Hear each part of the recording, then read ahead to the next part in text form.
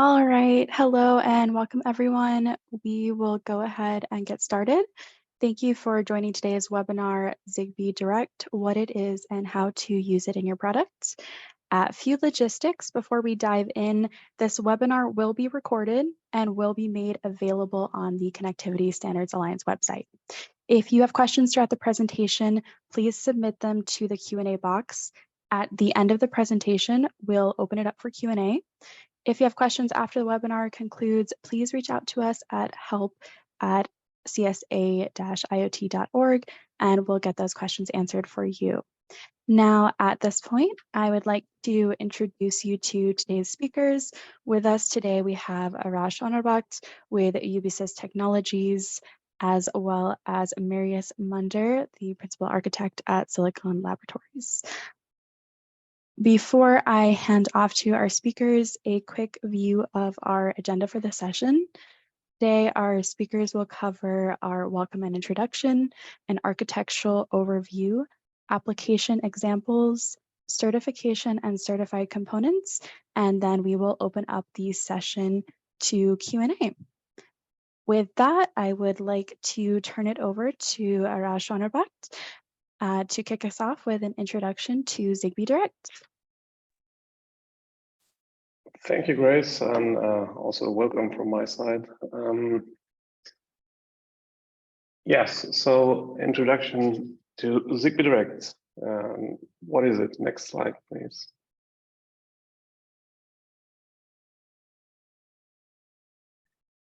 Yeah, so Zigbee Direct is a new feature of the Zigbee platform or the Zigbee solution. That lets users seamlessly interact with their Zigbee networks directly from a device that has Bluetooth low energy capabilities. So one use case for this is that you will be able to connect from, for example, your phone, your tablet or a PC to your IoT devices which run a Zigbee stack without actually requiring a Zigbee hub. The nice thing about this is that by this approach, you can really leverage the ubiquitous availability of Bluetooth and combine the advantages of both Zigbee and Bluetooth low energy. Next slide, please.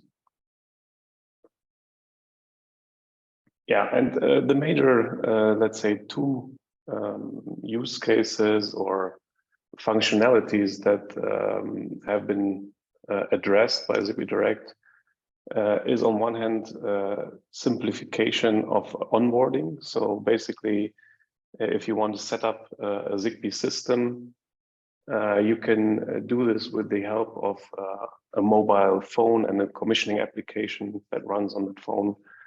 On one hand, and on the other hand, you can also take advantage of this link, this connection to also control the devices on your network. And for example, turn on lights or set, for example, thermostat temperatures and so on.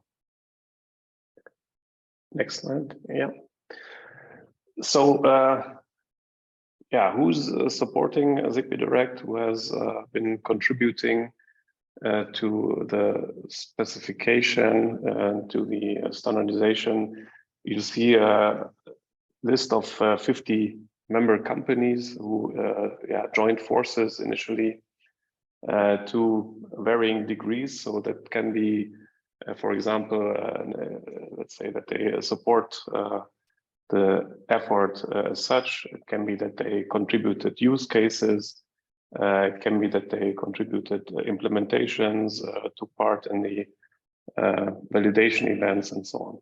But overall, you can see there is a good mix and a good backup and adoption for Zigbee Direct already.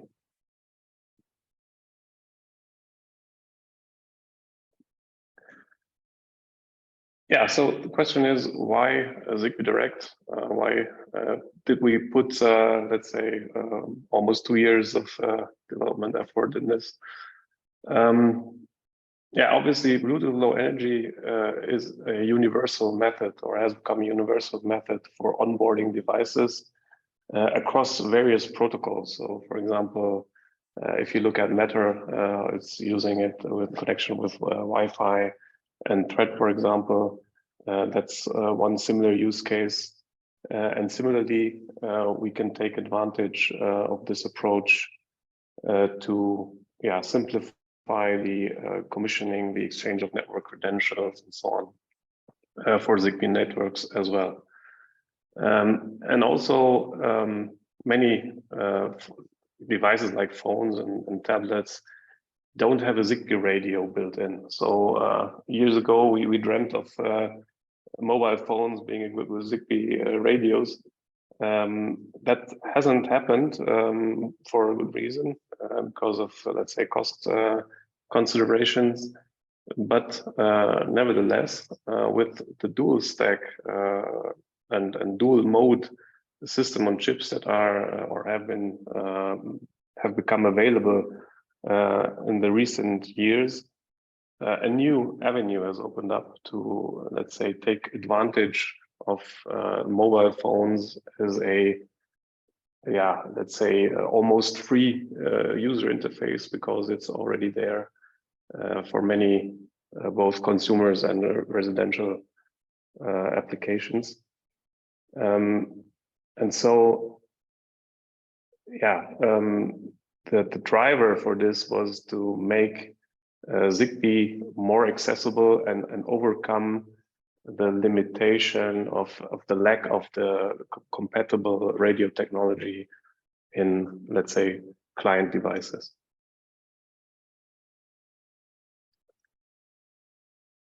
On the other hand, Zigbee itself was designed as a resilient and scalable low power and even ultra low power mesh network, self-organizing, interoperable, highly secure.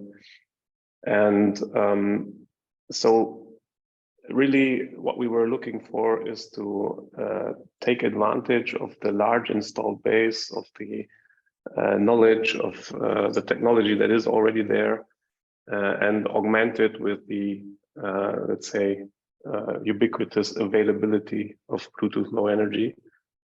And so I think what we came up with as a group and as an organization is a ideal symbiosis of both technologies. Next slide, please.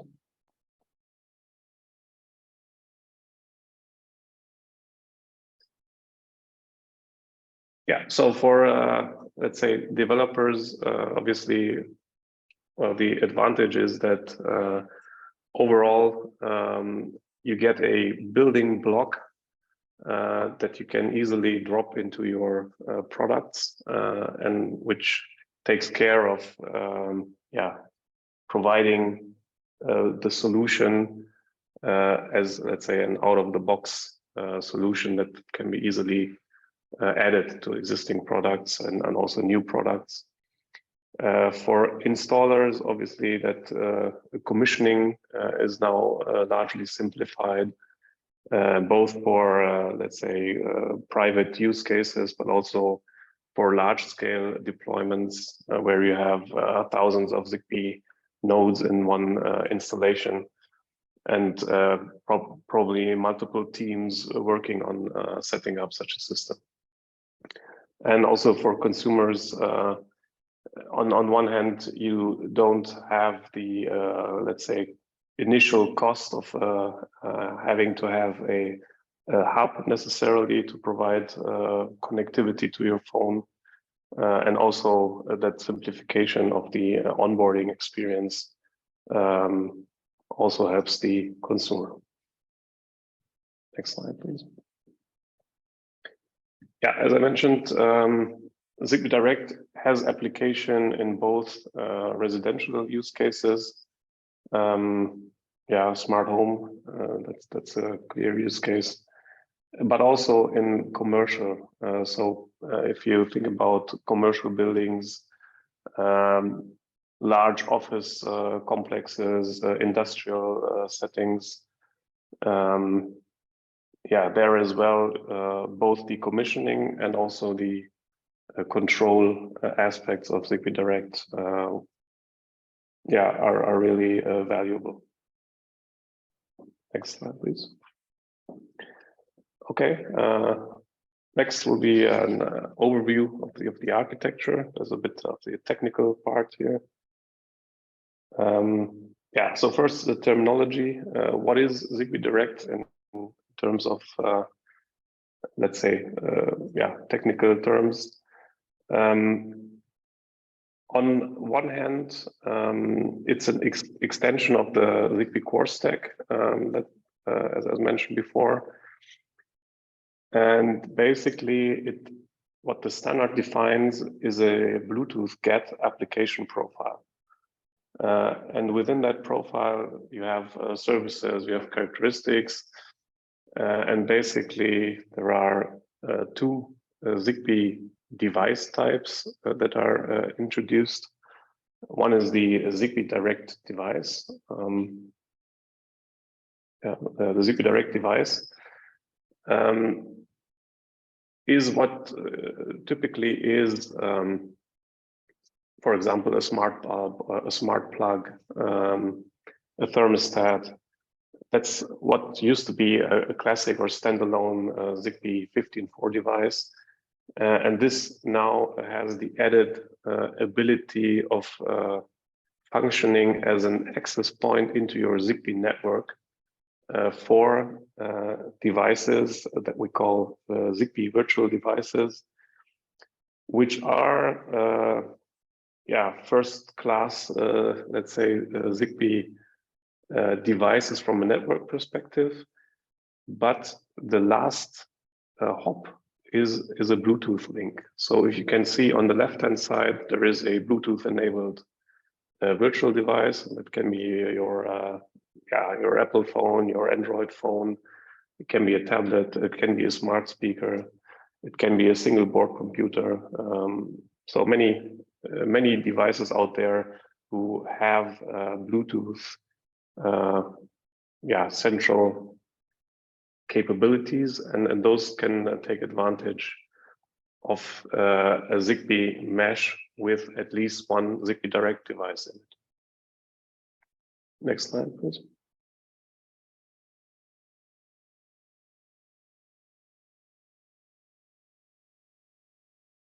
So how does it work in practice? Well, you can have, as I said, this virtual device, which can establish a secure connection with one Zigbee Direct device. And there can be multiple in the mesh network, but at least one is required. And then those two devices exchange messages over the Bluetooth low energy link. And this channel basically carries what we call NPDUs, or network protocol data units. So this is actually on a network layer where, let's say, the integration between Zigbee, the Zigbee mesh, and Bluetooth low energy links happens. And so this is a very powerful, very transparent way of communicating and providing Zigbee capabilities to a device that didn't have a Zigbee radio in the first place. And so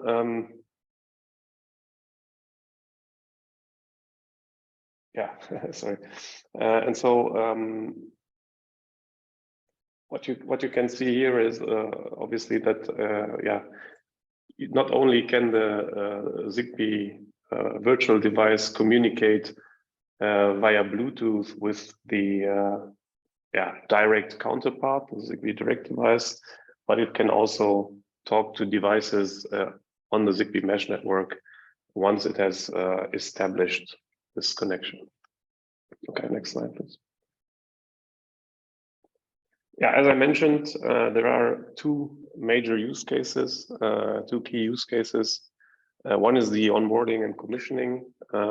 So you take out a brand new product out of the box from which you just bought from somewhere retail, for example.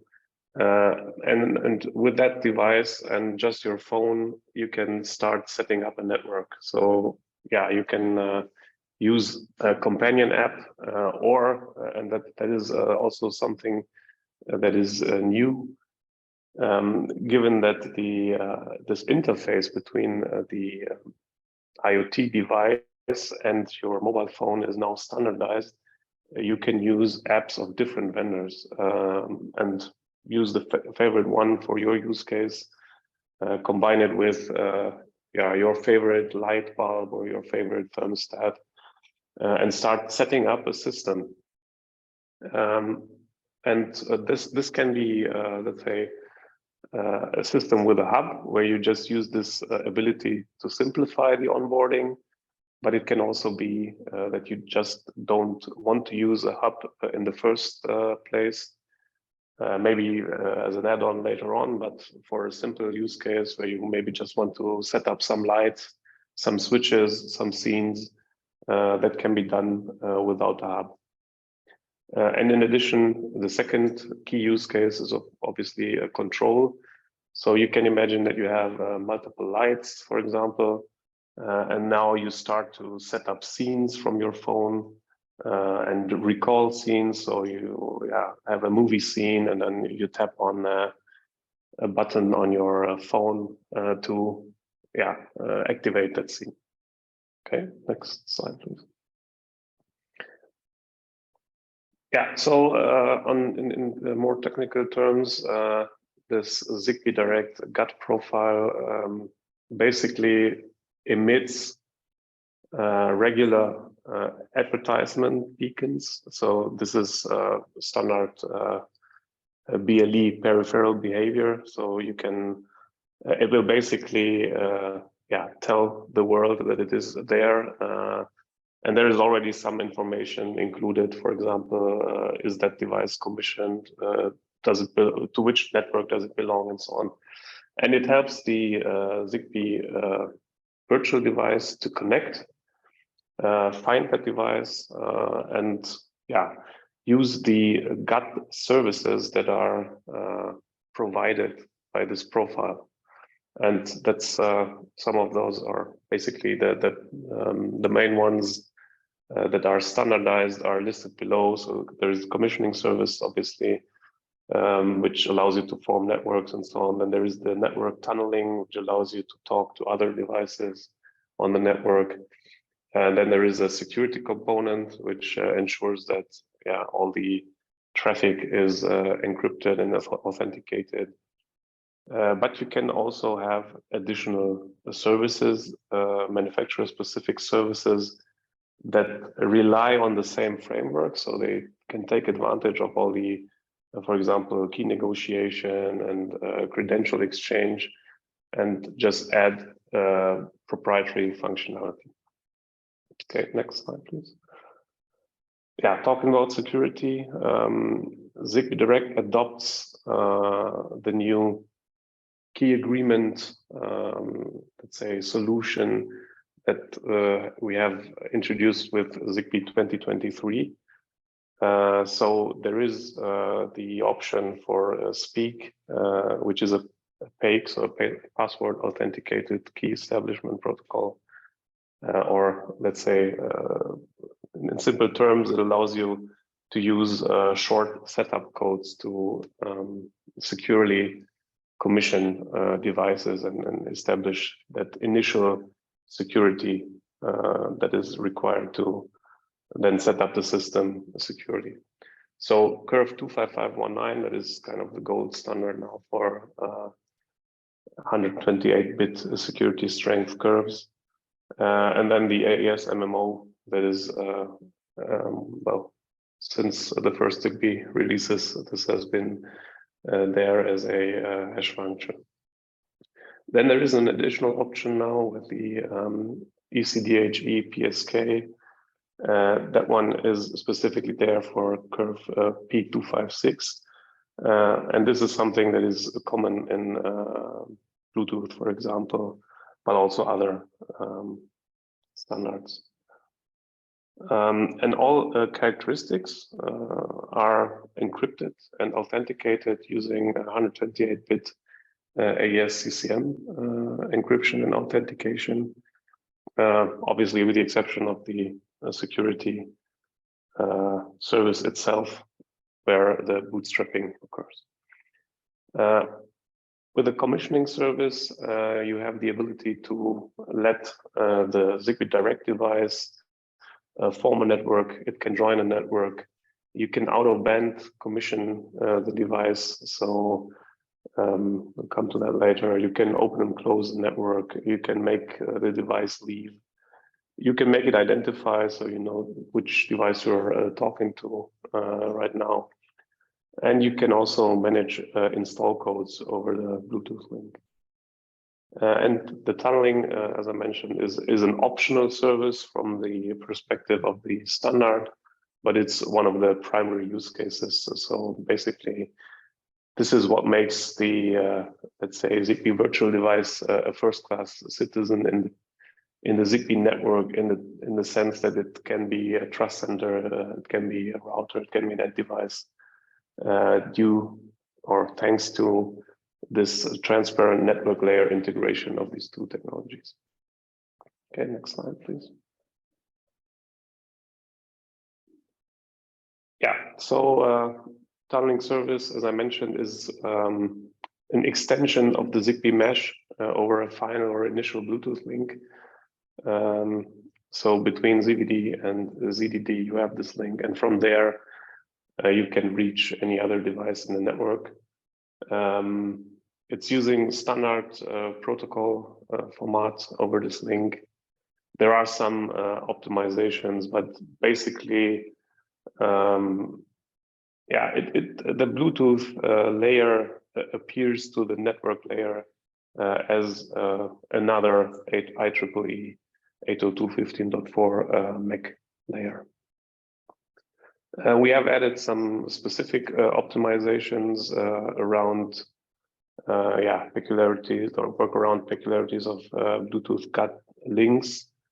Basically, one thing it is, you have the regular connection interval, and that could, let's say, add some latency that you are not typically experiencing in a Zigbee network. And we have added the option to aggregate multiple Zigbee messages in a connection event and so on. Okay, next slide, please. Yeah, so a bit more on deep dive on the security aspects. Next slide. So yeah, one of the design principles that we set ourselves, and also the security advisory group, let's say, set for this group, was the restriction that Zigbee virtual device should not have the network key of the Zigbee network, unless it originally formed the network, of course. So if that virtual device is the trust center, then this is inevitable. But if it's just, let's say, a mobile phone that is used to, for example, turn on a light or turn off a light, then it shouldn't have access to the network key. And one reason for this was that, obviously, Bluetooth devices are much more ubiquitous. There's much more devices. And so to limit the risk, it was decided to not convey the network key. And instead, each Bluetooth or each Zigbee virtual device will have something that we will come to later, which is basically an individual network key. Then there are two choices of optimization paths for device manufacturers. As I mentioned, Curve 25519 and Speak is an ideal solution if you have an R23, so Zigbee 2023 device, without a need for, let's say, standard Bluetooth security. And with standard Bluetooth security, I mean, what happens when you just connect from your phone to any secure Bluetooth device, then you will have, let's say, a bonding stage, a key exchange stage, and so on. If you don't need that, because Zigbee Direct is your primary application, then the first option is an optimization path to reduce the, let's say, flash requirements. On the other hand, if you already use Bluetooth security for other reasons, because you have maybe other services which require security, and you have maybe some legacy devices that use this approach, then conversely, Zigbee Direct can take advantage of that infrastructure that is already there and not require the other code. Okay, next slide, please. So basically there are two new credential types. One is the basic authorization key, which is in fact a network key that has been hashed and thereby individualized for a particular Zigbee virtual device. And then you have the administrative authorization key, which kind of transcends network, let's say, the network the membership. So when you have the administrative authorization key, this is basically a proof of possession of your Zigbee Direct device, so that say you can claim this device and, for example, make it join a network, leave a network, and so on. Whereas the basic authorization key allows you to operate as a, let's say, standard Zigbee device on the Zigbee mesh network. Next slide, please. Yeah, so for onboarding, in all cases, we use asymmetric cryptography. So it's either SPEAK or ECDHE PSK, which prevents passive eavesdropping. So you cannot just capture the traffic and then, learn the credentials. There is still another, let's say, attack vector that you have some man in the middle that talks to both ends, and to prevent this, you can make use of either short device setup codes in case of SPEAK, or 128-bit installation codes if you, let's say, use the ECDHE approach. So in those cases, then there is no man-in-the-middle attack possible. We also took security, let's say, for rejoins, or trust center rejoins, a step further than it is in, let's say, classic Zigbee networks.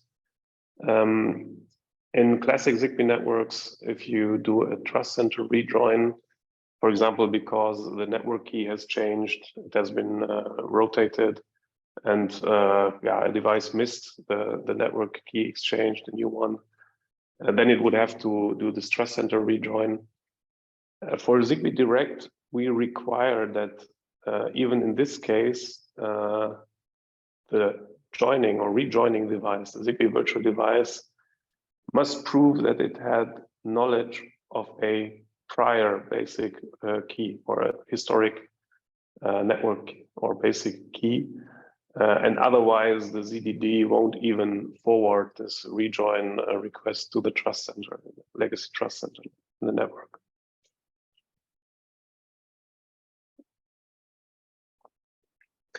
And talking about legacy trust centers, we also spend a lot of effort to make sure that Zigbee Direct can be used with existing networks. And with existing networks, you can see that starts basically with Zigbee 2012, I think it is, the R20. So things like Zigbee Lightlink were based on this, and all those networks and the Zigbee 3 networks, which are operating in a distributed security model, they can take advantage of Zigbee Direct by just adding one ZDD. But even centralized security networks with a trust center can take advantage of Zigbee Direct. And that is true both for anonymous kind of networks where you don't have to enter an install code when you join new devices, but also even device or networks where you have to add an install code for new devices can take advantage of Zigbee Direct, and that will be done in a secure way. Yeah, and with that, I'll hand it over to Marius, and he will provide some application examples. Yes, thank you, Arash, and welcome everybody. So I'll take you on a journey and show you some Zigbee Direct application examples. I'll start quite generic, but once we progress, I'll go into more specific use cases and then also cover the certification at the end of it. So on this slide, we're showing a quite basic scenario, which we felt was important to communicate that effectively the ZVD, which here is depicted as a smartphone, but as it was mentioned before, it can be many different devices like a tablet, even a Raspberry Pi or laptop, you name it. But typical use case is for a ZVD is probably a smartphone. But the key is that effectively a smartphone is able, or a ZVD is able to detect ZDDs based on their BLE advertisements. And in case ZVD has been authorized to interact with a certain given Zigbee mesh network, then it can happily connect to different ZDDs, which are part of that same network. So you're not tied to a point-to-point Bluetooth link between a given ZVD and a given ZDD, but instead you have many entry points into the same Zigbee mesh network. And yeah, I guess naturally ZVDs tend to move around, specifically smartphones. Next slide, please. So on the onboarding, I think Arash already mentioned quite a few of the features. I think what's important here, indeed, onboarding is one of the two key features which are advertised as the Zigbee Direct differentiators. So the ZVD is effectively able to trigger the ZDD to join, form, leave, open, close the network, identify itself. I personally like the identify functionality in that if you have multiple devices to onboard, you can quite easily find out which is which just by triggering the identify prior to the onboarding process, which is a very interesting feature. And what's mentioned on this slide specifically is also when with the joining feature, you can provide a number of parameters as part of that join command going from the ZVD to the ZDD, and that could be as little as use regular Zigbee device onboarding, i.e. network steering, and go as far as here's all the credentials you need for the network in order to achieve an out-of-band joining, and basically bypassing the regular Zigbee onboarding. Anything in between is also doable. You can provide just a channel number, just a PAN ID, a mix and match of them, whatever makes most sense for your onboarding scenario. Next slide, please. Okay, which brings us to control, which is the other key feature of Zigbee Direct.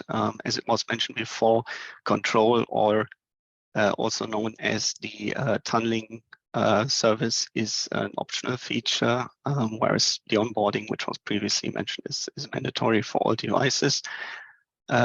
Control basically means that the Zigbee virtual device is a true full-blown member of the Zigbee network.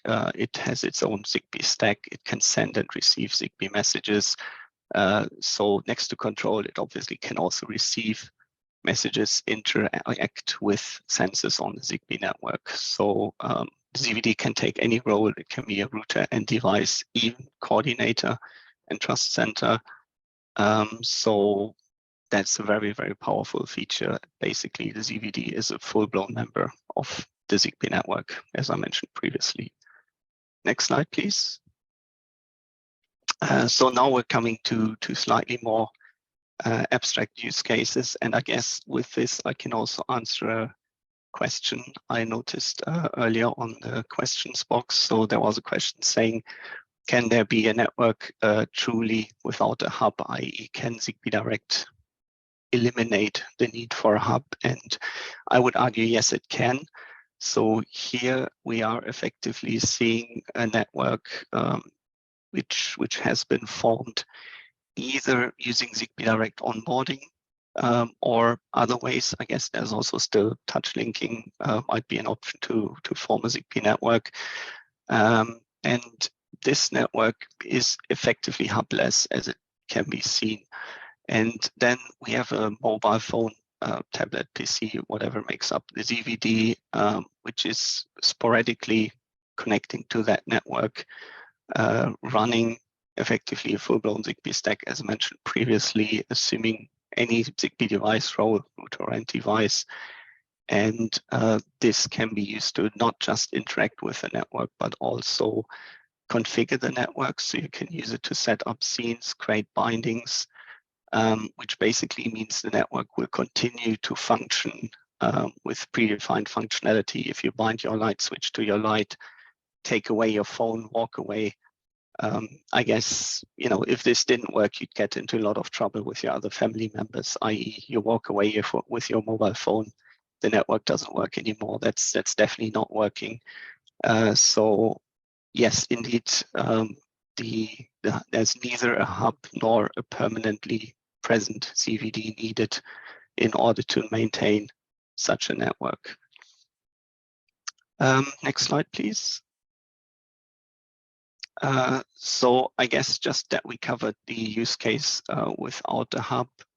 Let's talk about a use case with a hub, which previously wasn't capable to control the Zigbee network at all. So we're talking about devices which don't have a 15.4 radio, but have Bluetooth Central capabilities. There's plenty of those devices around: smart speakers, set-top boxes, PCs, laptops, any kind of, you know, stationary hardware in your house which happens to have Bluetooth, but no dedicated Zigbee radio, and therefore historically was locked out of a Zigbee network.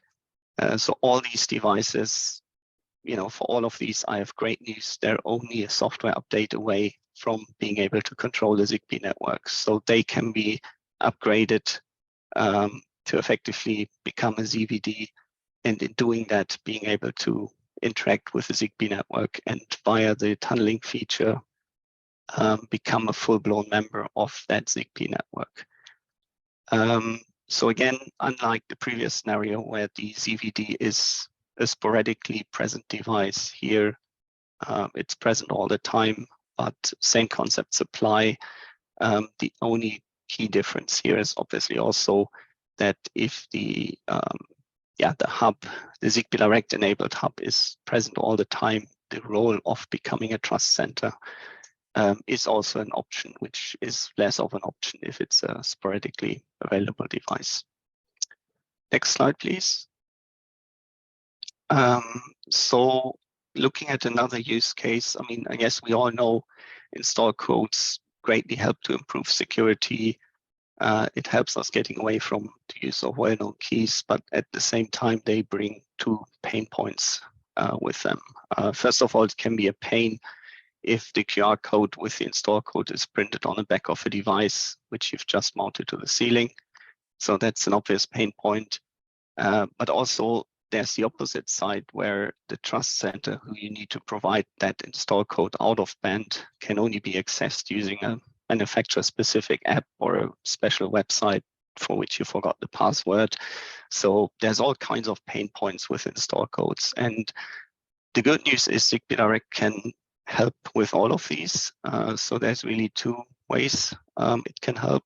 First of all, for the joining devices, the install codes or resulting link keys could be provided out of band to those devices, which, you know, eliminates the need to find and read a QR code on those devices, and at the same time install codes which are known to the ZVD, either because they've been provisioned to the joiner previously, or because the ZVD may have scanned a QR code. Again, the ZVD could be a mobile phone with a camera. Those can then be provided to the trust center out of band using the Bluetooth link if the trust center is a ZDD, effectively a Zigbee Direct device. So again, making life easier all across the board. That's really the mission of Zigbee Direct. Next slide, please. So when you thought install codes are a pain with domestic use cases, then I guess you should try commercial large-scale installations if you like a lot of pain. But again, using Zigbee Direct can help you lessen that pain significantly. So as mentioned on the previous slide, it can help you do away without the classic install code process. But also, as it was mentioned previously, you can go all the way. You can basically form and join out of band completely by providing the Zigbee credentials to ZDDs completely, so that devices would form and join out of band, which means there's no need for classic network steering Zigbee onboarding, which is error prone, especially in large networks, because there could be other open networks, promiscuous networks around which catch your devices, and you can avoid all of this by just using Zigbee Direct for commissioning in large-scale installations. Next slide, please. So I guess the next and final use case I wanted to mention is Diagnose and Repair Connectivity. So I guess we have a pretty technical audience here. So like myself, I'm sure you know that scenario where friends, neighbors, parents, reach out to you if they've got problems with their smart home installation. And of course, in case of commercial installation, the service technician gets called in. But in a classical Zigbee network, unless you capture Zigbee traffic, you're kind of flying blind. I mean, you're back to this old routine of let's switch it off, switch it on again. Does it help? No. Oh, then maybe I recommission the device, which means that's the time you start climbing around on a ladder, pressing buttons and seeing what happens. And it's not a very great user experience. But again, Zigbee Direct has a solution for you.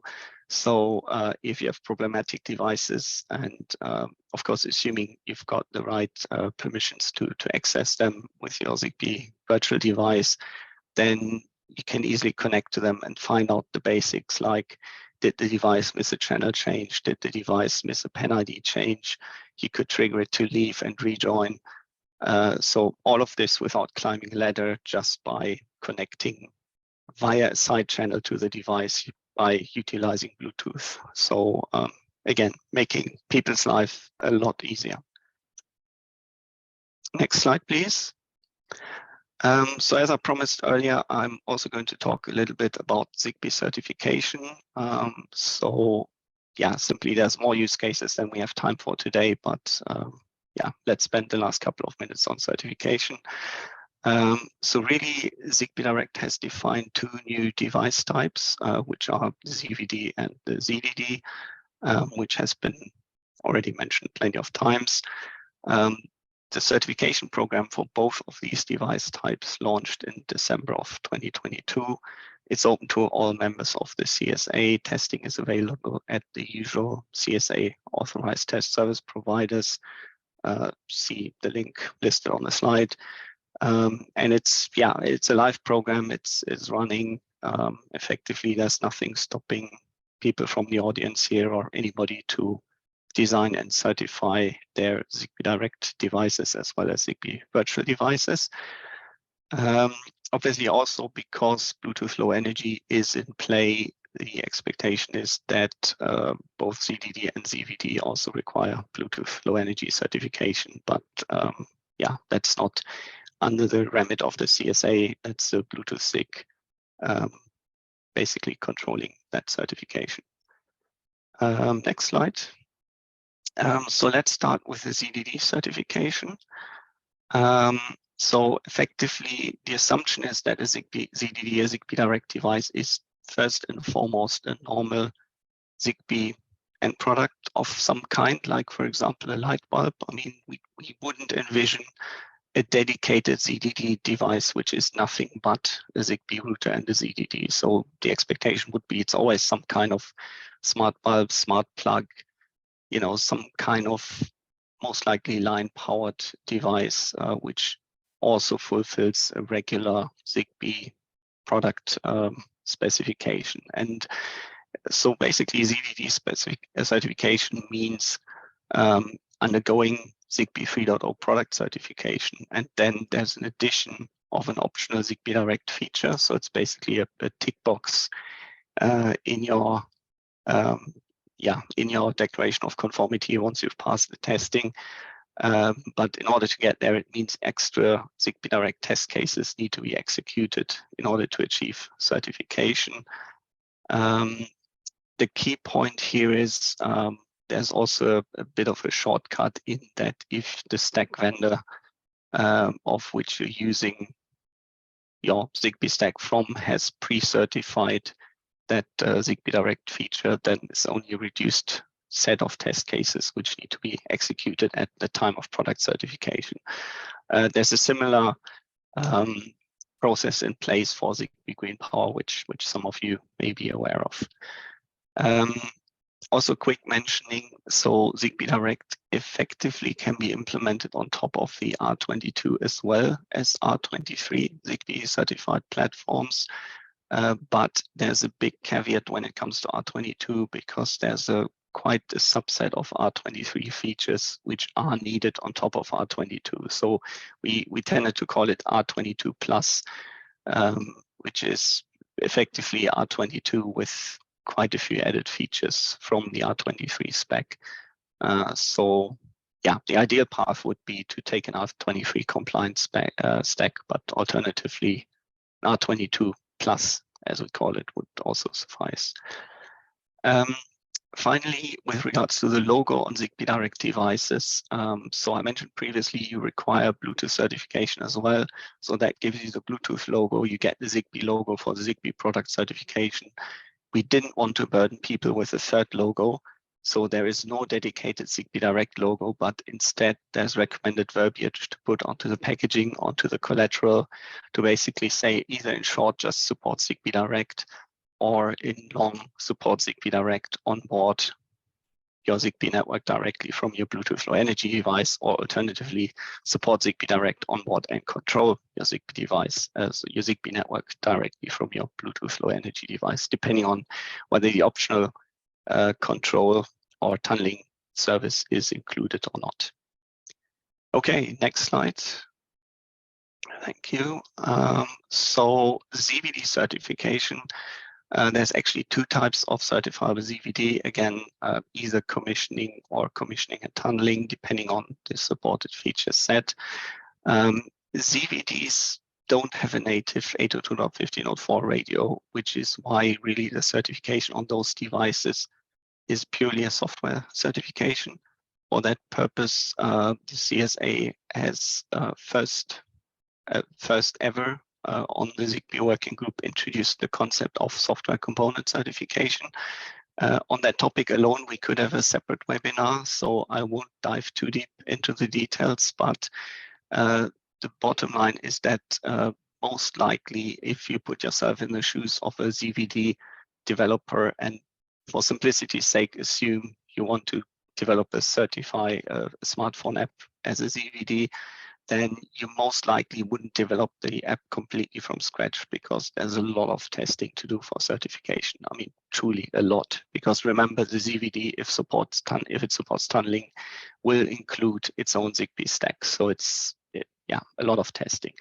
But instead, what you would do is you probably find a stack vendor which licenses you a pre-tested, pre-certified software component or suite of software components. And this greatly reduces the amount of testing, potentially down to zero. And that's if the complete functionality is provided by the software components, which what the CSA calls a simple interface, i.e. an interface which, even a dummy can't use in a way that you break compliance. Let's put it in nice words like that.